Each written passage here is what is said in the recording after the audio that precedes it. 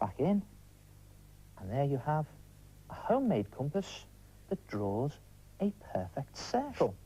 Now you could always put different holes into your compass and draw different sized circles. And don't forget, if you put a hole that's quite far away from your pin, you're going to get a bigger circle. Or if you put a hole that's near to your pin, you're going to get a smaller circle. And you could just use your compass for drawing circles and curves, or you could experiment with it and place the pin at different points along the circle and just draw arcs and patterns. Like that, one there, I'll just put another one in there to show you. There goes, putting the pencil in, just hold it in place, and across you go. And if you go across the whole of your circle, doing arcs and patterns, when you've finished, it looks like this. And you could always colour it, like this. Try it yourself. A homemade compass. Oh, that is a very simple but effective idea. You know, I did one, and I took hours and hours going round and round and over and over it. You want to see it? I wonder if I should have moved the pin.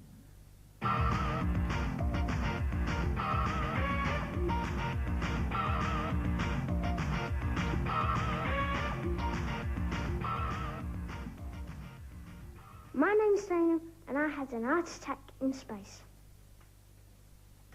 Hello, my name's Stacey. To do my picture, I used white paint for the stars.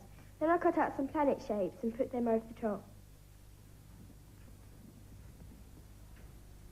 Hello, my name is Ross. I've made my space picture by cutting out and sticking on planets which I colour with different shades of paint. Oh, fantastic pictures. A sort of space attack. Now, if you get this just right, you can create the feeling that your picture is actually travelling through space. What you need is a big piece of black paper and some white poster paint, and I've mixed this in equal parts with some water, so I've just watered it down quite a bit. And to create my galaxy, I'm just dipping in a stiff, bristled brush, or you can use an old toothbrush for this, because I'm going to create my planets with the spatter technique.